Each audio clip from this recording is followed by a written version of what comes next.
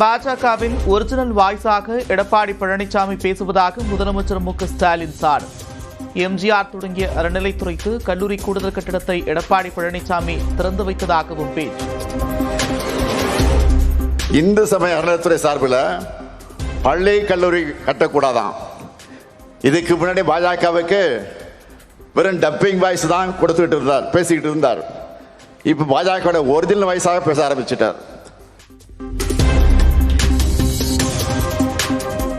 பாஜகவினரே ஆச்சரியப்படும் அளவிற்கு கொடுத்த காசுக்கு மேல் கூவுகிறார் எடப்பாடி பழனிசாமி என்று முதலமைச்சர் மு.க.ஸ்டாலின் விமர்சனம். துரோக கூட்டத்தை தமிழ்நாடு விரட்டி அடிக்கும் என்றும் சமூக வலைதளத்தில் பதிவு. திருவாரூரில் வீடு வீடாக சென்று முதலமைச்சர் மு.க.ஸ்டாலின் பரப்புரை. திமுக அரசின் நலத்திட்டங்கள் தொடர்பாக பொதுமக்களுடன் கலந்துரையாடல்.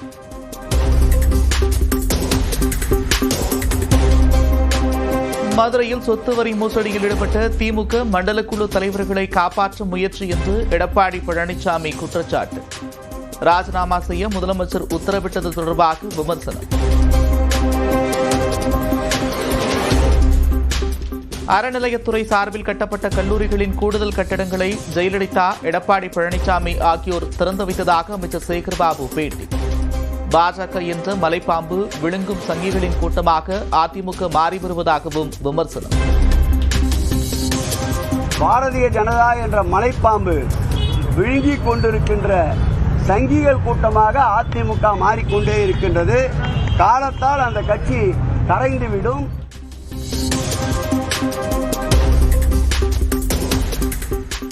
பாஜகவின் வாய்ஸில் எடப்பாடி பழனிசாமி பேச வேண்டிய அவசியமில்லை. தமிழக பாஜக தலைவர் நைனா நாகேந்திரன் பேட்டி.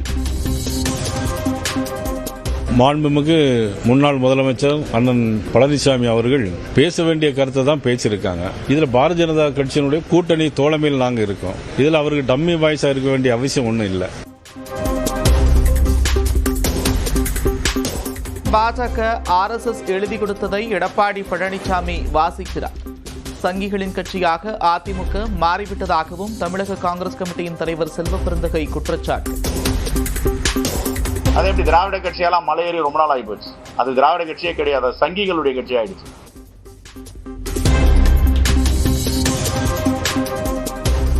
மல்லை சத்யா தனக்கு துரோகம் செய்துவிட்டதாக மதிமுக பொதுச் செயலாளர் வைகோ காட்டு. கட்சியை முன்னிலைப்படுத்தாமல் வெளிநாடுகளுக்கு பயணம் செல்வதாகவும் விமர்சனம். வைகோவின் குற்றச்சாட்டில் துளியும் உண்மையில்லை.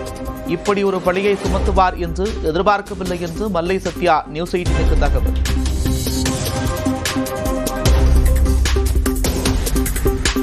சென்னை அருகே பூவிருந்தவள்ளியில் மதிமுக செயல் வீரர்கள் கூட்டம் தொடங்கியது. கூட்டத்தில் துரை வைகோ மற்றும் மல்லை சத்யா கலந்து கொள்ளவில்லை.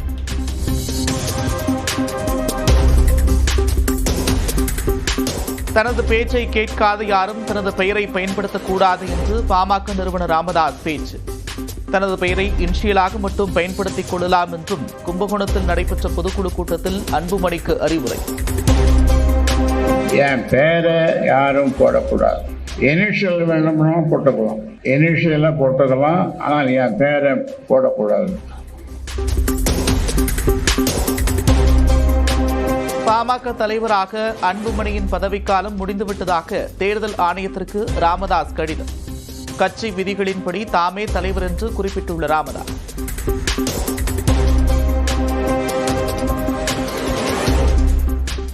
நெல்லை மாவட்டத்தில் மீன்பிடி படகுகளில் தாவேக என எழுத்திருந்ததால் மானியம் வழங்க மறுப்பதாக குற்றச்சாட்டு. மீனவர்களுக்கு வழங்கப்படும் மானியம் திமுகவின் பணமல்ல என்று தாவேக தலைவர் விஜய் விமர்சனம்.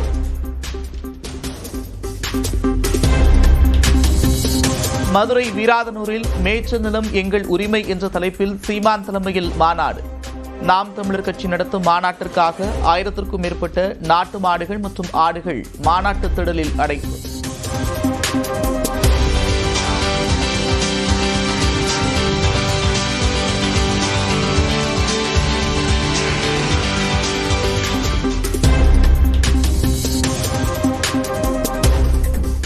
குடியுரிமை ஆவணமாக ஆதார், வாக்காளர் அடையாள அட்டை மற்றும் ரேஷன் கார்டை இணைப்பது குறித்து பரிசீலிக்க வேண்டும். தேர்தல் ஆணையம் ஒரு வாரத்தில் பதிலளிக்க உச்சநீதிமன்றம் உத்தரவு.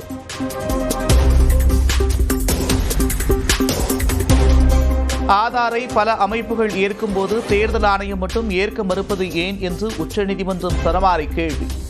வழக்கு நிலுவையில் இருப்பதால் பீகாரில் வாக்காளர் பட்டியல் இறுதி செய்யப்படாது என்று தேர்தல் ஆணையம் உறுதி.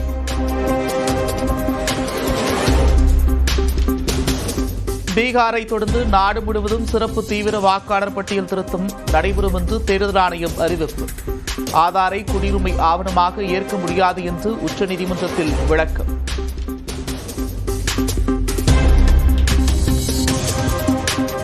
தமிழ்நாடு மற்றும் புதுச்சேரியில் ஒரு வாரத்திற்கு மிதமான மழை பெய்ய வாய்ப்பு. இன்றும் நாளையும் அதிகபட்ச வெப்பநிலை 4 டிகிரி செல்சியஸ் வரை கூடுதலாக பதிவாகும் என்று வானிலை மையம் கணிப்பு.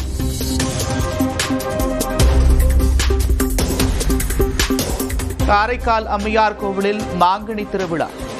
மாம்பழங்களை வீசி எறிந்து நேர்த்திக்கடன் செலுத்திய பக்தர்கள்.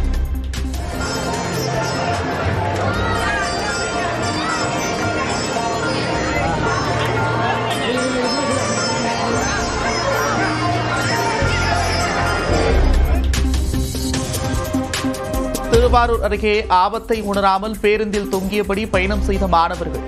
படிக்கட்டு மற்றும் பேருந்தின் பின்பகுதியில் தொங்கிச் சென்ற அதிர்ச்சி காட்சிகள்.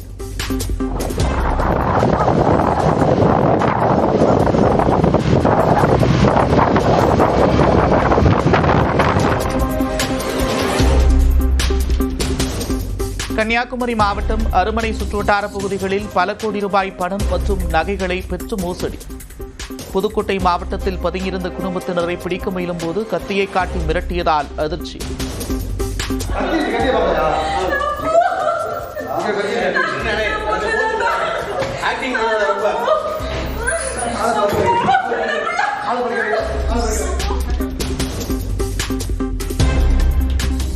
நாகை வட்டார போக்குவரத்து அலுவலகத்தில் லஞ்ச ஒழிப்புத்துறை போலீசார் திடீர் சோதனை. கணக்கில் வராத 1,59,000 ரூபாய் பறிமுதல் செய்து விசாரணை.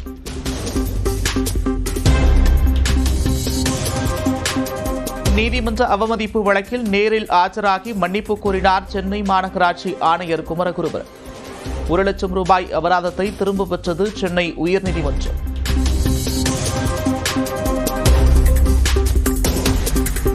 ஏமனில் வரும் 16ஆம் தேதி கேரள செவிலியர் நிமிஷா பிரியாவுக்கு மரண தண்டனை நிறைவேற்றப்பட உள்ள விவகாரம். தடுத்து நிறுத்த நடவடிக்கை கோரிய மனு மீது மத்திய அரசு பதிலளிக்க உச்சநீதிமன்றம் ஆணை.